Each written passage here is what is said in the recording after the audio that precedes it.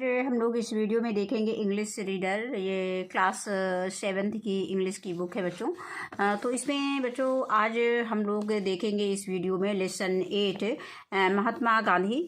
तो बच्चों इसके पहले हम इस लेसन का जो है हिंदी अनुवाद देख चुके हैं इसके पहले वाले वीडियो में। आज बच्चों हम लोग इसका जो है एक्सरसाइज यानी अभ्यास प्रश्न इसके हल करेंगे। तो आइए बच्चों देखते हैं कि पहला प्रश्न इसमें क्या दिया गया है। तो दिया गया है कि कॉम्प्रहेंशन क्वेश्चन यानी पहला प्रश्न दिया गया है, समझ बूझ वाले सोच विचार वाले प्रश्न दिए गए हैं। यानी आंसर द फॉलोइंग क्वेश्चन, निम्नलिखित प्रश्नों के उत्तर दो। तो पहला प्रश्न दिया गया है कि what was Gandhi full name, Gandhi ji full name. तो यहाँ पर गांधी जी का पूरा नाम क्या है। तो बच्चों जब आंसर हम लिखेंगे तो यहीं से आंसर हम शुरू करेंगे, यहाँ से हम आंसर शुरू करेंगे, लिखेंगे गांधी जी फुल नेम। जैसे लिखा है वैसे हम इसको लिख देंगे, गांधी जी फुल नेम।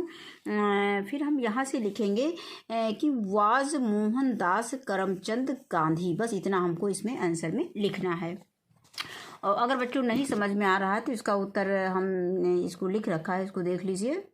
तो इसका उत्तर हमें इस तरह से लिखना है कि Gandhi ji full name was Mohandas Karamchand Gandhi. Gandhi ji का पूरा नाम मोहनदास करमचंद गांधी है। इसके बाद क्वेश्चन नंबर बी देखते हैं। तो क्वेश्चन नंबर बी दिया गया है कि व्हेन यानी कब, एंड वेयर और कहाँ वाज गांधी जी बॉर्न, गांधी जी का जन्म हुआ था। यानी कब और कहाँ गांधी जी का जन्म हुआ था। तो इसका उत्तर देखेंगे। तो इसका आंसर क्वेश्चन नंबर बी का बच्चों आंसर देखेंगे। गांधी जी आंसर लिखेंगे कि Gandhi ji was born on 2 October 1869 at Porbandar in Kathiawar Gujarat. इसका हिंदी हो जाएगा कि गांधी जी का जन्म 2 अक्टूबर 1869 ईस्वी को काठियावाड़ में पोरबंदर में हुआ था। यानी काठियावाड़ में पोरबंदर में हुआ था। और पोरबंदर कहाँ पर है, ये गुजरात में है। तो हम इसको लिख सकते हैं कि गांधी जी का जन्म 2 अक्टूबर 1869 ईस्वी को काठियावाड़ के पोरबंदर गुजरात में हुआ था। अब अगला है क्वेश्चन नंबर सी दिया गया है कि write the main qualities of Gandhi ji character. Gandhi ji की चरित्र की मुख्य गुण कौन सा है, मेन गुण क्या है। तो इसको हम देखेंगे। तो बच्चों गांधी जी के चरित्र के मुख्य गुण कौन थे। तो उसको हम लिखेंगे कि गांधी जी, इसका आंसर लिखेंगे कि Gandhi ji was honest and truthful. Honest mean ईमानदार और ट्रुथफुल मीन क्या होता है, सच्चे। फ्रॉम हिज चाइल्डहुड मीन बचपन से। He led saintly life. He is known for his principle of non violence all over the world. इसका बच्चों हिंदी देख लीजिए कि Gandhi ji was honest and truthful. Gandhi ji ईमानदार और सच्चे थे, यानी गांधी जी बचपन से ही ईमानदार और सच्चे थे। ही लेड अ सेंटली लाइफ। उन्होंने एक संत की तरह नेतृत्व किया, संत की तरह जीवन व्यतीत किया। He is known for his principle of non violence all over the world. वह पूरी दुनिया में अहिंसा के सिद्धांत के लिए जाने जाते थे, यानी अहिंसा के लिए जाने जाते थे। अब अगला क्वेश्चन है कि who was Gandhi ji restless. Gandhi ji बेचैन क्यों थे। तो इसका आंसर देखेंगे। इसका आंसर लिखेंगे कि Gandhi ji was restless to see his countryman suffering under foreign rule. यानी गांधी जी अपने देशवासियों को विदेशी शासन के तहत पीड़ित देखकर बेचैन थे। अब अगला क्वेश्चन है, क्वेश्चन नंबर ई है कि whose story inspired Gandhi ji to serve his parents. यानी गांधी जी को अपने माता पिता की सेवा करने के लिए किस कहानी ने प्रेरित किया। तो इसका आंसर देखेंगे। तो बच्चों इसमें लिखेंगे कि the story of Shravan Kumar inspired Gandhi ji to serve his parents. Gandhi ji को श्रवण कुमार की कहानी ने अपने माता पिता को उसकी सेवा करने के लिए प्रेरित किया। फिर अगला क्वेश्चन है ई कि एफ है, ई तो हो गया है कि why do we call Gandhi ji as father of nation. Gandhi ji को हम राष्ट्रपिता क्यों कहते हैं? तो इसका उत्तर लिखेंगे कि for this great contributions to the freedom of our country we call Gandhi ji as father of the nations. Means हमारे देश की स्वतंत्रता में उनके महान योगदान के लिए हम गांधी जी को राष्ट्र पिता कहते हैं। अब अगला क्वेश्चन है इसी में क्वेश्चन नंबर हमारा ये है जी कि who assassinated Gandhi ji and when. Assassinated mean होता है बच्चों राजनीतिक हत्या, यानी who assassinated Gandhi ji and when, Gandhi ji की राजनीतिक हत्या कौन और कब किया। तो इसका आंसर लिख लेंगे कि Nathuram Godse assassinated Gandhi ji on 13th January 1948। Nathuram Godse ने गांधी जी की राजनीतिक हत्या 30 जनवरी 1948 ईस्वी को किया। अब इसके बाद है क्वेश्चन नंबर 2 कि write T for true and statements, यानी write T for true statements and F for false statement. यहाँ पे हमें जो सत्य कथन है उसमें टी लिखना है और जो असत्य कथन है उसमें एफ लिखना है, यानी फॉल्स। फॉल्स मीन गलत और ट्रू मीन सत्य।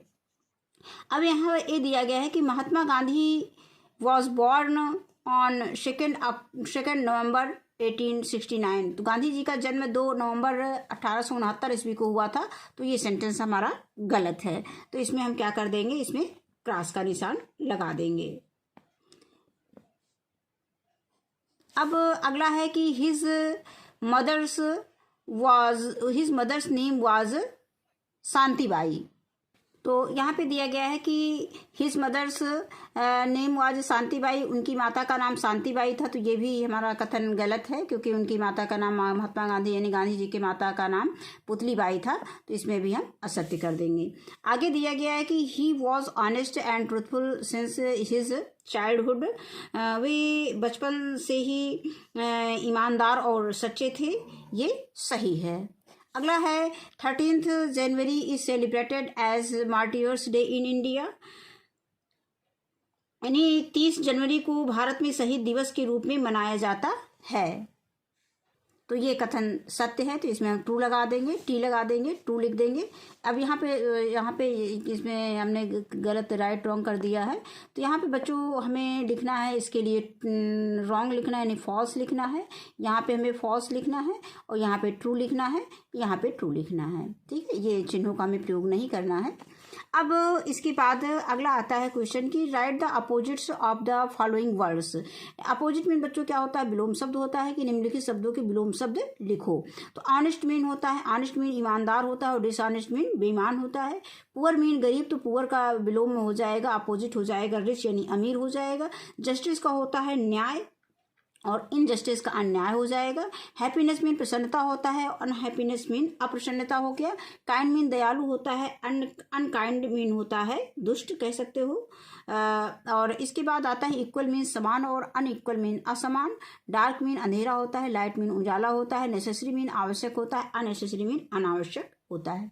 अब इसके बाद आगे इसमें दिया गया है कि match the suffix with the root word to make a new words. हमें इसमें क्या करना है कि इसमें हमें मैचिंग करना है। एक नया शब्द बनाने के लिए प्रत्यय को मूल शब्द में जोड़ना है। तो यहाँ पे ट्रुथ से क्या हो जाएगा, अगर हम ट्रुथ में फुल जोड़ देंगे तो ट्रुथफुल हो जाएगा, नया शब्द बन जाएगा। चाइल्ड में हुड जोड़ देंगे तो चाइल्डहुड नया शब्द बन जाएगा। और रेस्ट में लेस जोड़ देंगे तो रेस्टलेस एक नया शब्द बेचैन होता है, रेस्टलेस हो जाएगा। और गवर्न में एक नया शब्द सफिक्स जो है मेंट जोड़ देंगे तो ये गवर्नमेंट हो जाएगा। और किंग में जो है सफिक्स हम जो है डम जोड़ देंगे तो ये किंगडम हो जाएगा। इस तरह से हम इसको मैच कर सकते हैं बच्चों। ये किंगडम को हमने यहाँ से ये यहाँ पे मिलान किया है। अब इसके बाद हम इसके अंतिम प्रश्न पे आते हैं।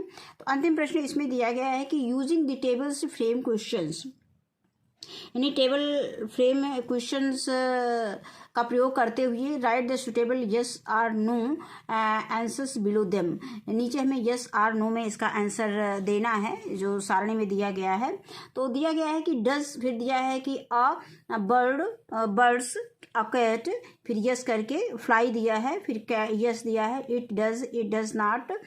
इस तरह से हमें ये सारणी चार्ट इसमें दिख रहा है। तो इसी की सहायता से हमें इसमें प्रश्न और उत्तर इसके देने हैं। तो इसको हम बच्चों अपनी कॉपी में कैसे लिखेंगे, हमने कुछ नोट कर रखे हैं।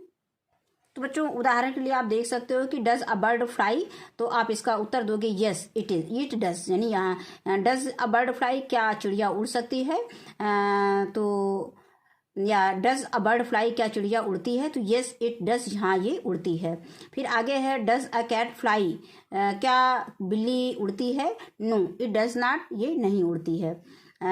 डू बर्ड्स फ्लाई, क्या चिड़िया उड़ती है, यस दे डू, हाँ चिड़िया उड़ती है। फिर आगे दिया गया है डू कैट्स फ्लाई, क्या बिल्ली उड़ती है, no the couldn't, the cat couldn't. तो हम इसमें कैट नहीं लिखेंगे, केवल हम लिख देंगे नो द कुडंट, वह नहीं उड़ सकती है। बच्चों यहाँ प्रश्न जो है लिखने में गलत हो गया था, तो यहाँ पे जो कुड में नहीं देना है, कैन, अगर कैन में प्रश्न पूछा जाता तो हम कुड में देते। चूंकि यहाँ पे प्रश्न जो है हमें प्रेजेंट इंडेफिनिट टेंस में पूछा गया, तो हमें डू डज का प्रयोग किया गया है। तो इसको हम ऐसे लिखेंगे, डू कैट्स फ्लाई, तो नो दे डू नॉट। अब इसके बाद है डज ए फ्रॉग फ्लाई, क्या मेढक उड़ता है, तो नो इट डज नॉट, नहीं ये नहीं उड़ता है। इसके बाद एक और दिया है कि डू फ्रॉक्स फ्लाई, क्या मेढक उड़ता है, तो नो दे डू नॉट, नहीं वो नहीं उड़ता। तो बच्चों ये लेसन हमारा यहीं पे, ये एक्सरसाइज हमारी कंप्लीट होती है। इस वीडियो में बस इतना ही। वीडियो देखने के लिए बहुत बहुत धन्यवाद।